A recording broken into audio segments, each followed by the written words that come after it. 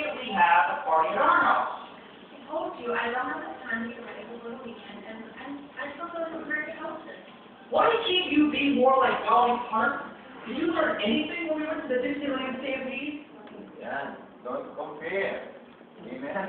Huwag po nating ikumpara ang ating mga kanya-kanyang asawa sa iba. Amen po? Lalo-lalo na ikumpara sa kapitbahay po natin. Kasama sa trabaho, ano? So, delikado po yan. Tandaan natin na kung saan mahalaga po na nung tayo nakipag-isa sa ating kabiyak, siya lang po ang pinakamagandang lalaki o pinakamagandang babae sa balag ng lupa. At mahalaga kasi minsan na meron kami problema dahil nga po doon sa napag-aralan namin dito last time, yung LTN, Love, Courtship, and Marriage, no? Na kung saan, dapat nagsisimula talaga sa pag-ibig. Kasi minsan nagkakaroon ng problema, hindi love, nagiging lust. Ibig sabihin, inibig nila dahil sa panlabas na kaanyuan, hindi doon sa panloob na kaanyuan. Kaya nga minsan, pag nagbabago yung panlabas na kaanyuan, medyo nagkakaroon ng, nagbabago yung kanilang pagmamahal. Ano? At yung nga pong yung courtship, na kung saan minsan ang nangyayari, hindi siya courtship, nagiging curses, no? Dahil hindi pa kami kinakasal, medyo ang ginagawa nila yung kanilang, yung tinatawag na courtship ay nasa larangan na ng marriage, no? Dahil alam niyo po, nakakalungkot isipin na sinuri ko po ito sa diksyonaryo. Excuse me, tatlo pa lang ang kahulugan na binigay sa sa word ng courtship. Yung isa, yung panliligaw. Just imagine, tapos ka na nasa love, tapos courtship, ibig sabihin panliligaw. So parang magulo, di ba? Tapos yung dahil ko siguro yung alam natin, lobyo o lobya. So yun siguro yung alam natin. At yun naman po pangatlo, yun yung nakakalungkot, nakahulugan, nagulat ako. Kasi yung meaning of courtship sa dictionary, love making. Just imagine, kaya pala maraming gumagawa nun. At alam natin, sa ating mga may takot sa Diyos, hindi po natin ginagawa yun.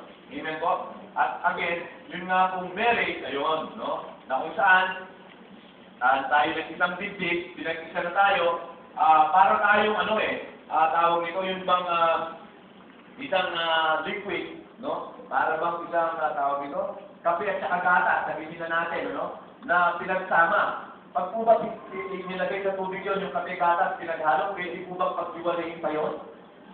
Hindi na pwede paghiwalayin yun. Kahit anong gawin mo, hindi mo ma-perfect na ihiwalay yung gatas at saka yung kape. No? So, huwag po natin tignan ang isang relasyon na parang zipper. No? Pagkatapos pinag-isa, tapos pag nagsawa na, hiwalay. So, hindi po siya ganun. Amen po? Amen. So, yun po yung mahalagang malaman po natin sa ating pinag-aralan na huwag po natin ikumpara yung ating kanya-kanyang asawa sa iba. At mahalagang malaman natin na hanggang kamatayan, no? Tanging kamatayan lang ang pwedeng makapagpahiwalay po sa atin sa ating mga kabiyak. Maliwanag po ba? So, yun lang po. You know, I have been craving pizza all day. You know, candy would really change your eating habits. You know what, Dr. I want pizza. Amen. So, magandang gabi po sa bawat isa. Sabi pa na makagay ng introduction. So, kung papansinin po ninyo, sabi niya, don't interrupt. So, ibig sabihin po ito, interrupting your spouse when talking would only mean you're not interested in what she's talking about. Sabi po, no? At ito po yung umpisa ng poor communication na natapos ba ng pero napakabilis po ng mga pangyayari, dami na po natin natapos. Amen, balik lang po ako, no? Sabi, ito na po yung umpisa ng poor communication ng mag-asawa. Pag nagsasalita yung isang babae or isang lalaki, tapos, papakita ng mister na hindi siya interesado sa sinasabi ng kanyang misis. Ikakat niya. At hindi na natatapos yung spouse mo sa pagsasalita dahil ini-insist mo na yun sa'yo. Unaware po tayo, amen? Pero minsan po ito yung nagiging cause ng hiwalayan ng mag-asawa. Kasi hindi natatapos yung sinasabi, feeling niya hindi ka interested sa kanya. So paano ka pa magsasalita kung puro kinakat niya yung mga sinasabi mo? Amen? At naman po sa atin, sa ating relasyon, mag-asawa, kaya po muna natin makita ang view ng bawat isa sa atin. po, pag nakita na yung mga view ng isa't isa, doon na po pwedeng magsalita yung spouse mo sa iyo. Okay? So, next po. I wanted the TV in that corner so that the Travis could come over here and then we would be able to. One more complaint from you. It'll be the last time I'll have that. Thunder and that. Yan, mga threats, ano? So, mahalaga po wag po natin daanin sa lakas, no? Mga kalalakihan, no? Wag po natin daanin sa laki ng katawan. At siyempre, mga kababaihan, wag po natin daanin sa laki ng katawan. Amen? So, hindi po siya ganon, okay? So, alam niyo po, actually, isa sa mga nakilala ko, no?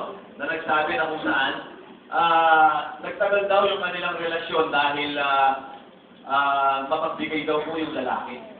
Ayan, no? So, kasi actually, ito po yun, nararanasan ko yun na kung saan, pag ang isang lalaki talaga, mapagbigay. Ulitin ko lang po, mapagbigay, hindi under, ano?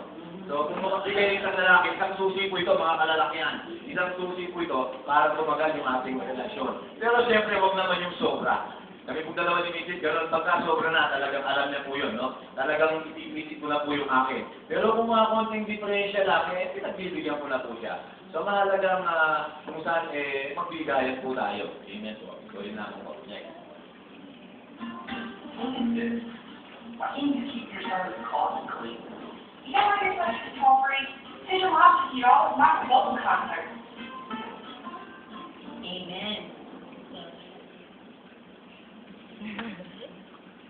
So, yun po, ano, sabi niya, don't be a shrink. Ibig sabihin po ng shrink, yun pong meaning niya, decrease in size, extent or range. Ibig sabihin po, yung minamaliit. Huwag po natin maliitin yung kakayanan ng ating partner. Amen? So, yung isa pong lalaki, napaka-organize niya sa video. Tapos, yung babae naman, disorganized naman siya. At bawat isa, parang hindi nila accepted ang isa't isa. No? Sabi nga po dito, kailangan po i-accept natin yung spouse natin as he or she is. Amen po. Tayo po ay lumaging magkaiba ang environment, magkaiba ang breeding. So, kung ano man po yung ugali ng ating spouse, hindi po natin sila mababago. Nang minsan lang, kailangan po mag-adapt tayo sa kanila. Amen. Huwag po natin maliitin yung kanilang kakayahan kung sila po ay organized. Sana po matuto rin tayong maging organized. Hindi po yung matuto siyang maging disorganized dahil sa atin. Tayo po ang susunod dun sa positive niyang ugali. Amen po. Amen po. Next. You've been awfully fruity today. Well, yeah, it seems something with our anniversary. Speaking of forgetting, remember when I asked you to get Dr. Pepper a few months ago, and you came back with Dr. Thunder? What's up with that? Yan. Don't bring up the past. So, minsan po kasi gano'n, nagiging problema ito na kung saan, pag halimbawa, nagkamali ang lalaki o isang babae, no? Sinasabi niya yung mali, ito naman si lalaki o babae, ang ganti niya naman, alungkatin yung mga nakaraang mga pagkakamali. So, tandaan po natin, past is past. Amen po? Kung ano man yung nakalipas, huwag na po natin itong halongkatin. Kasi lalo lang po itong, lalo lamang kung lalala yung problema. Maliwanag po ba? So, yung nakaraan, huwag na po natin halongkatin. Basta kung ano po yung kasalukuyan, yun po yung ayusin natin. Maliwanag po ba? Yan, medyo humingi nga yung ating microphone. So, yun po yung mahalagang malaman po natin. So, kami po, matagal na po kami ni Mrs. 23 years na po kami, no? Sa aming relasyon mag-asawa. At yun nga po yung, yung isa sa mga, hindi po namin sinabi nung kami ikasal, wala na yun. Pero isa po yun sa mga talagang nagkaroon kami ng medyo tinatawag na conflict. Dahil nga po minsan, ayaw matalo ng isa di ba? So, ang ginagawa, dahil ayaw matalo, talagang kukunin niya yung mga ibang problema niya para yun yung maging yung pag-usapan, no? Hahalungkatin niya yung problema na yun. So, wag po natin gagawin yan. But again, inuulit ko, kung ano po yung problema sa kasalukuyan, yun po yung pag-usapan, yung nakaraan na po yun. So, next.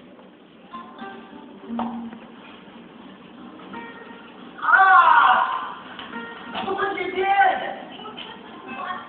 You always get an accident. Amen. So, So, avoid absolute words, no? Ito po yung talagang hindi dapat marinig sa bibig ng mag-asawa kahit po minsan galit na galit ka na sa asawa mo. Parang bang pag sinabi mo, never kang di nagbabago, no? Tapos always kang ganyan. Palagi kang ganyan kahit hindi tayo, ibig sabihin, hindi tayo nagkakasundo, gano'n, no?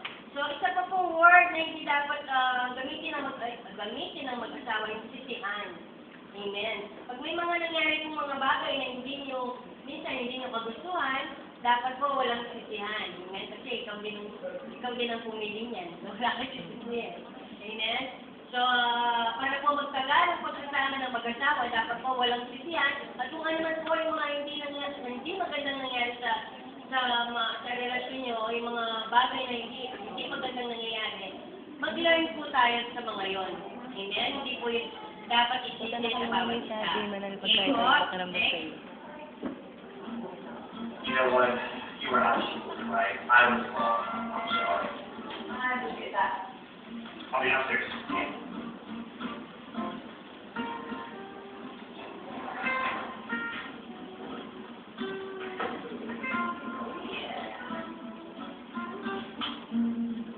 Yan, gumagawa ng score, ano? So, huwag po natin gagawin yan, ano? Yung talagang sinusulat mo kung sino ang lamang sa'yo. Ang pagiging ang mag-asawa po, hindi po yan nagpapaligtaan, ano? Hindi po yan isang kumbaga contest, ano? Kaya nga sabi nga po natin, give and take po yan, eh. Ang asawang lalaki, kailangan nagbibigay sa asawang babae, asawang babae, dapat nagbibigay po sa asawang lalaki. Yun po yung mga talagang malaman natin. At kung tatanungin po kayo, sa buhay mag-asawa, sino po ba ang madalas magbigay ng sorry? Lalaki po ba o babae? Yung pong mga nagsasabing madalas mag-sorry mas madaling mag-sorry ang babae, pwede po bang magtaas ang kamay? Sino po dito yung magsasabi na mas madalas mag-sorry ang lalaki magtaas ng kamay? Ayun, di ba? Yan ang nga ba sinasabi ko eh, no? Opo. Alam niyo po, yan po ay totoo, no? Kasi kung babalikan natin, alam niyo po, reading between the lines, kung bakit, di ba, sino po ba ang unang nagkasala? Si Adan o si Eva? Si Eva, di ba? Reading between the lines, habang nung binabasa ko, yung pinagbubulay-bulay ko, no? Maraming sabi niya, huwag mo nang kakanin yan. Hindi kakanin natin. Hindi huwag mo nang kakanin yan. Hindi kanin natin. Ano sinasabi usually ng lalaki? Baka nagpipilitan. Bahala ka. Totoo po, hindi. So, tayo po lahat, ganun yun, nangyayari yun. Pero tandaan po natin, no? Mahalagang malaman po natin na kung saan ay yung mga kung sinabi natin na kailangan, bottom line, ano ba ang sinasabi ng salita ng Diyos sa argumento na yan? Hindi tama ang lalaki, hindi tama ang babae, kung hindi ano ba ang sinasabi ng Diyos diyan sa pinag-uusapan ninyo.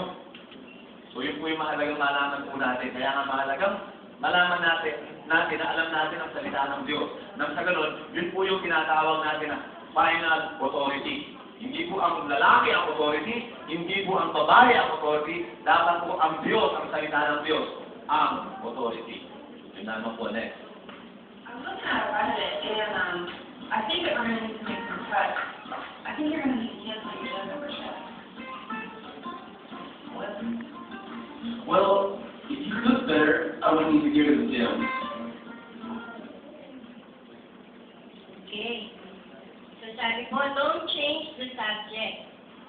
Isa po yung scapegoat mo, papalitan mo yung pinag-uusapan, no? Para hindi ka ma-blame. Amen? Sino pong gumagawa niyan? Isa po mga Hindi po ba? Para hindi siya masisi, mapapalitan niya yung subject. So kung ganon, kung ano po yung dapat pag-usapan, yun po ang dapat ng pag-usapan. At pag nasettle na po ninyo yun, magiging maganda po lalo ang inyong relasyon. Amen. Next.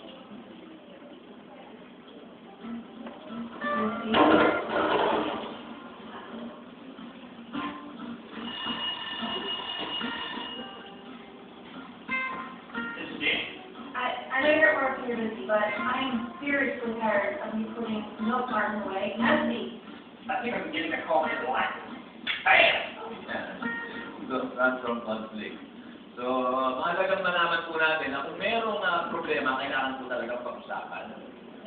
Okay? Na kung saan, halimbawa, nagkamali si lalaki, tapos pinumpronta ni babae, pag-usapan po yan. Nagkamali si babae, pinumpronta ni lalaki, pag-usapan po yan. Kasi sabi nga, pagkakasya mo minsan ng isang problema, hindi ito pinag-uusapan, hinahayaan lang, para itong nagiging bakod, no? Habang kung hindi mo alam, ang taas na pala, hanggang sa hindi mo alam, mayroon na palang namamagitan sa inyong dalawa, nawawala yan na yung tinatawag ng intimate relationship sa bawat isa. Kumbaga, dumarating na doon sa panlalamig. So, yun po yung nangyayari. Or sometimes, ang nangyayari, which is ako po, ito yung naging adjustment ko po nung kami dalawa ni Mrs. Minsan, siyempre, mga kalalakihan, mapagpasensya, di ba? Tapos, pag nakapuno na naman, nakapuno, talagang sasabog kang bigla, no? So, yun po yung mahalagang malaman natin na dapat pag-usapan talaga nang sa ganun hindi matambak ng matambak. Tapos pag napuno ka, talagang umahatog dun sa grabing sitwasyon. And worse, yun ang naging dahilan minsan na paghihiwalayan. So, next. What you do? Get your shoe off my bed. We know what? What to do. Ayan. So, the bedroom is just a battle zone. So, yung bedroom po ng mag-asawa, hindi po dinisign yan para mag-away. Dinisign po ang bedroom ng mag-asawa, kwarto ng mag-asawa, para magkaroon po ng intimacy ang isa't isa. Amen po. So, yun po ang isang pinaka-private room dapat ng mag-asawa na nakakapag-usap sila, nakakapag-plano sila. Kami po pag tulog na lahat, doon kami, pag nakahiganap po kami ni Pastor, doon kami lahat nagpaplano, anong gagawin natin, ano yung mga dapat nating i-goals, mga plans, no? Kaya, pag po galit na galit kayo sa isa't isa, nasa kwarto kayo, lumabas po kayo. Pag po kayo pupunta sa kusina, baka ano po madampot nyo doon. Iba din sa sasasyan. So, yun po, no? Tandaan po natin na ang bedroom ay design po ng ating Panginoon para magkaroon po ng intimacy ang mag-asawa. At dito po sa conclusion pa sabi niya, Treaties of marriage, choices, chances, and changes. So sabi po, you must make a choice to take a chance or your married life will never change. Yung una po, choices, you choose the person. Amen po, simple lamang po. Tapos, yung chances, you took a chance giving yourself to him or to her. At yung changes po, you change what is to be changed for the better. Hindi po tayo mananatili kung ano tayong mag-asawa tayo hanggang ngayon, ganun ka pala, kaya po hindi nagkakasundo. Kaya kailangan po, kung ano yung dapat palitan sa ugali natin, sa karakter natin, yun po ang gawin natin for the better. So, pangmuli po, yun po yung mga napag-aralan natin. At yung kung nabanggit ko kanina, yung pinaka-parang introduction po natin, bago po tayo tinasal, hindi ko po binanggit yun para condemn ang bawat isa. Wala pong perfecto sa atin, tayo po lahat nagkakamali. Ang mahalaga po doon, na itama po natin. No? Pwede po ba natin palakpakan ng Panginoon? Yun po yung maganda doon. At ang mahalagang malaman po natin dito, yaman din lamang na tayo ay, kami ni Minsin, mag-asawa, kayo mag-asawa. Sabi ko nga po, ito ay for a lifetime. No? Wala po itong hiwalayan. Na kung saan nakakalungkot ngayon, dito po sa Pilipinas, nakakalungkot dahil aprobado na po ang annulment. No? Kung tutuusin, mas worse pa po ang annulment sa divorce. No? Pag-aaralang maigi. So tandaan po natin, hindi po solusyon pag tayo nag-aaway, hindi nagkakasundo, sapagkat ang tinatawag po natin na adjustment ay hindi po yan natatapos no? Kaya nga po, mahalagang malaman natin na hindi po solusyon ang paghihiwalayan. So always remember, no? In marriage, tandaan po natin, separation is not an option. Yung lamang po, and to God be the glory.